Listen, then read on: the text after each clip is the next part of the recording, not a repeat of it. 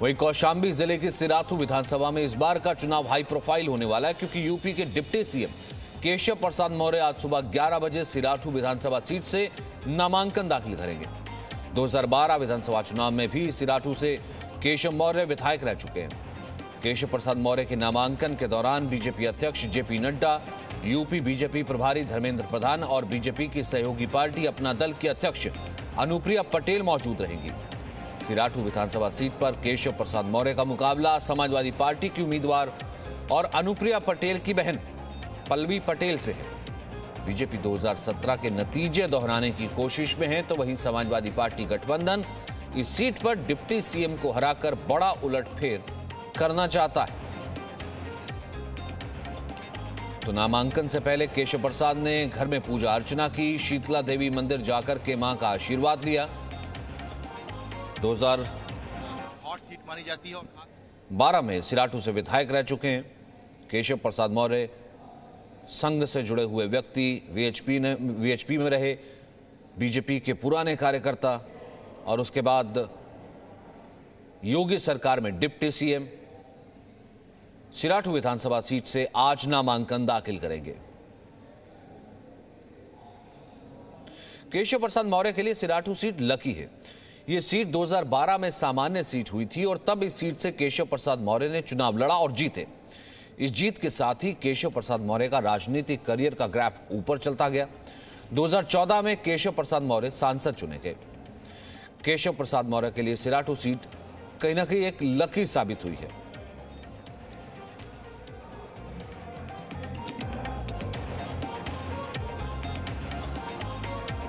तो केशव प्रसाद मौर्य की जीत, राजनीतिक करियर उनका ग्राफ बढ़ता चला गया। 2014 में सांसद चुने गए। केशव प्रसाद मौर्य बीजेपी प्रदेश अध्यक्ष बने। केशव प्रसाद मौर्य 2017 में यूपी के डिप्टी सीएम बने। तो एक लंबा राजनीतिक सफर, अनुभव उनके साथ है।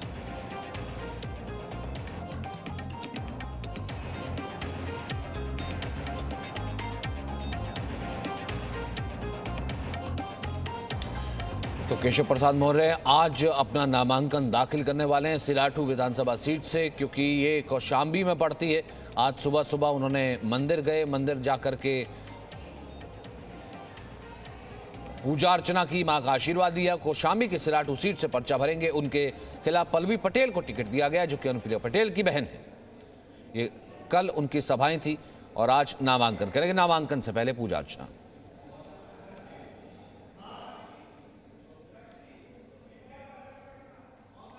तो केशव प्रसाद मौर्य के राजनीतिक सफर पर नजर डाल लेते हैं। इलाहाबाद पश्चिमी विधानसभा सीट से उन्होंने शुरुआत की थी। 2002 में स्थानीय माफिया अतीक अहमद के खिलाफ चुनाव लड़ा। 2007 में भी चुनाव लड़े लेकिन हार गए। 2012 में पहली बार सिराथू से विधायक बने। 2013 में ईसाई धर्म प्रचारक का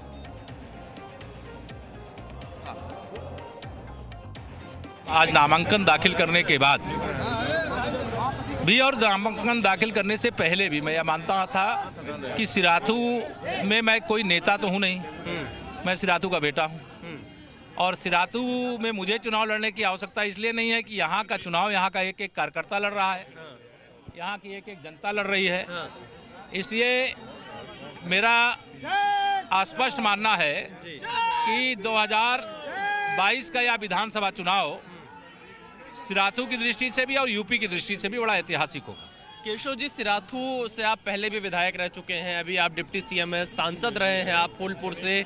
कितना अंतर देख रहे हैं 22 के चुनाव में और 17 के चुनाव में? नहीं, जो 2014 में चुनाव की स्थिति थी, जो 2017 में थी, जो 2019 में थी, वही स्थिति 2022 में है। भाजपा ऐतिहासिक विजय की ओर आगे बढ़ रही है। सिराथू सहित हम यूपी में 300 से अधिक सीटें जीतेंगे। फिर भाजपा की सरकार बनने जा रही है जी। और भाजपा की सरकार जो सुशासन देती है, जो विकास करती है, जो 24 करोड़ उत्तर प्रदेश वासियों के सुरक्षा की गारंटी है। और समाजवादी पार्टी गठबंधन या कांग्रेस गठबंधन या बसपा गठबंधन, ये सब गठबंधन है, एक है, अलग अलग लड़ रहे होंगे। इनका सबका एक ही लक्ष्य होता है, गरीबों के लिए योजना बनाओ, स्वयं लूट लो। गरीबों का विकास करने की जगह, गाँव का विकास करने की जगह स्वयं अपना विकास कर लो। भारतीय जनता पार्टी की सरकार सुरक्षा की गारंटी और समाजवादी पार्टी या विपक्षी पार्टियों का कोई सरकार के आसपास भी आना लोगों की सुरक्षा के लिए खतरा। केशव जी, बीजेपी अध्यक्ष जेपी नड्डा आपके नामांकन में पहुंच रहे हैं, चुनाव प्रभारी धर्मेंद्र प्रधान पहुंच रहे हैं, इसके क्या राजनीतिक संदेश माने जाएं? ये तो क्योंकि मेरा सौभाग्य है, मेरे राष्ट्रीय इतने अध्यक्ष बड़े आ रहे नेता हैं। आपके नामांकन में पहुंच रहे हैं, क्या 22 के चुनाव के लिए इसका कोई राजनीतिक संदेश भी है? ये मेरा सौभाग्य है और मेरे सिराथू का भी सौभाग्य है, मेरे कौशाम्बी का भी सौभाग्य है। मेरे राष्ट्रीय अध्यक्ष जी, मेरे उत्तर प्रदेश भाजपा प्रभारी जी भी और हमारे गठबंधन की साथी और अपना दल की राष्ट्रीय अध्यक्ष अनुप्रिया पटेल जी भी, सब लोग आ रहे हैं। तो और मैं यहाँ मानता हूँ कि जैसे सिराथू की जनता का आशीर्वाद मेरे ऊपर है, वैसे सब संगठन के शीर्ष लोगों का भी आशीर्वाद है। पल्लवी पटेल को यहाँ पर उम्मीदवार बना दिया है समाजवादी देखिए, अखिलेश पार्टी। यादव जी को स्वयं उम्मीदवार यहाँ से बनना चाहिए और किसी को बना करके उम्मीदवार वो मैं समझता हूँ सही नहीं कर रहे। कितनी सीटों का अनुमान है केशव जी? अंतिम सवाल, क्योंकि आप तो नामांकन भरने जा रहे हैं और यूपी में कई जगहों पर आप कैंपेनिंग भी कर रहे हैं लगातार, क्या लग रहा है? फिर एक बार 300 पार यूपी को बार बार चाहिए भाजपा सरकार। देखिए, ये तो केशव प्रसाद मौर्य, जी न्यूज से बातचीत में केशव प्रसाद मौर्य ने कहा कि एक बार फिर से यूपी में बीजेपी 300 पार करने जा रही है, ऐसा दावा केशव प्रसाद मौर्य कर रहे हैं। और आज केशव प्रसाद मौर्य के इस नामांकन में जेपी नड्डा समेत कई बड़े नेता मौजूद रहेंगे। जेपी नड्डा तक मौजूद रहेंगे, ये एक बहुत बड़ी बात है कि तमाम बड़े नेता वहां पर मौजूद रहेंगे। और कल हालांकि मुख्यमंत्री का नामांकन होना है, लेकिन उससे ठीक एक दिन पहले उप मुख्यमंत्री जो है सरकार में, उनका नामांकन और इतने बड़े खुद बीजेपी अध्यक्ष का आना। विशाल, ये क्या कहता है? सचिन, देखिए, क्योंकि उत्तर प्रदेश में अगर हम देखें, दो सबसे बड़े चेहरे बीजेपी में चुनावी मैदान में है, योगी आदित्यनाथ गोरखपुर से, तो केशव प्रसाद मौर्य सिराथू विधानसभा सीट से चुनाव लड़ रहे हैं। बीजेपी अध्यक्ष जेपी नड्डा, केंद्रीय जो यहाँ के चुनाव प्रभारी हैं धर्मेंद्र प्रधान, इनका केशव मौर्य के नामांकन में आना यह संदेश देता है कि बीजेपी जो ओबीसी चेहरा है केशव मौर्य उत्तर प्रदेश के, उनको वेटेज दे रही है और यह दिखा रही है कि ओबीसी को आगे रख रही है बीजेपी। और दूसरी तरफ जब कल योगी आदित्यनाथ नामांकन होगा तब वहां पर गृह मंत्री अमित शाह मौजूद रहेंगे और अमित शाह की मौजूदगी का यह संदेश जाएगा कि योगी के साथ पूरी बीजेपी और पूरी केंद्रीय टीम खड़ी है। तो बड़े चेहरों का आना उत्तर प्रदेश में नामांकन के वक्त, बीजेपी इसके जरिए राजनीतिक संदेश दे रही है, यूनिटी का संदेश दे रही है और यह दिखाने की कोशिश कर रही है कि यहां पर बीजेपी बहुत मजबूती से और बहुत गंभीरता से उत्तर प्रदेश के विधानसभा चुनाव लड़ रही है। और यही कारण है कि योगी आदित्यनाथ के नामांकन में कल अमित शाह शामिल होंगे, तो आज केशव मौर्य के नामांकन में जेपी नड्डा खुद आ रहे हैं। सचिन, हालांकि इससे पहले विधायक रह चुके हैं, सिराथू से अच्छे खासे मार्जिन से जीते थे, लेकिन पल्लवी पटेल को टिकट देना एक और जिसे कहते हैं कि कास्ट कार्ड खेलना, यहां पर समाजवादी पार्टी ने भी क्या कहीं ना कहीं कुछ ये फाइट बनाने की कोशिश की है, ये मुश्किल की है केशव मौर्य के लिए?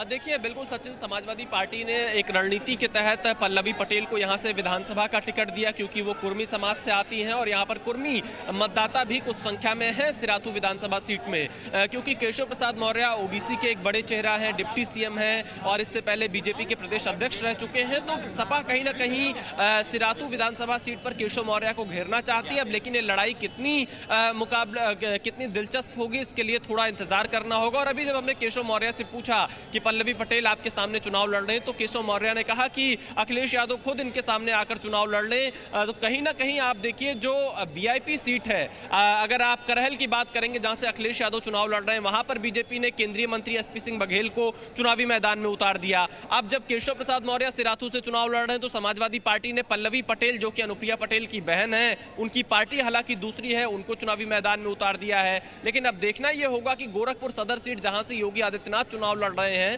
वहां पर सपा किसे उम्मीदवार बनाती है। अब तक वहां पर किसी का ऐलान समाजवादी पार्टी ने नहीं किया है। सचिन, वहां पर अब तक ऐलान नहीं किया गया है। लेकिन विशाल, आप बहुत वक्त से लगातार ग्राउंड पर हैं, यूपी को बहुत अच्छे से बखूबी जानते हैं। कहां जिन्ना गन्ना से शुरू होकर के गर्मी चर्बी तक पहुंच करके अब चुनाव और ये प्रचार और ये इश्यूज कहां ठहर रहे हैं?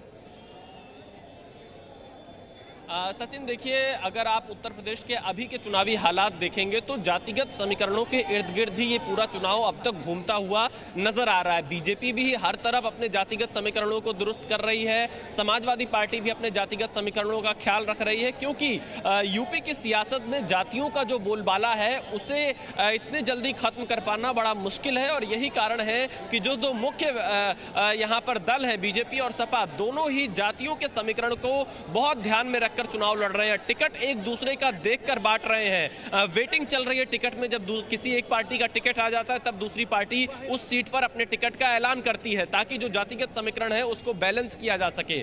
लेकिन इसके अलावा अगर आप देखेंगे तो प्रधानमंत्री मोदी का एक बड़ा चेहरा उत्तर प्रदेश के चुनाव में है, और दूसरी तरफ अगर आप देखेंगे यहाँ पर योगी आदित्यनाथ, केशव प्रसाद मौर्य, इन चेहरों के सहारे उत्तर प्रदेश में बीजेपी चुनाव लड़ रही है, और समाजवादी पार्टी के अध्यक्ष अखिलेश यादव के चेहरे पर सपा चुनाव लड़ रही है। आरएलडी के साथ समाजवादी पार्टी का गठबंधन है। तो जातिगत समीकरण के साथ साथ जो चेहरों की लड़ाई चल रही है उस पर भी दोनों सियासी दल कोई कोर कसर नहीं छोड़ना चाहते हैं। सचिन, शुक्रिया विशाल, बहुत बहुत शुक्रिया। दोबारा आपसे बात होगी कुछ ही देर बाद। आपने कहा कि नामांकन दाखिल करना, वहीं यूपी के मुख्यमंत्री Presenting B News app available on Google Play and App Store. Download it now.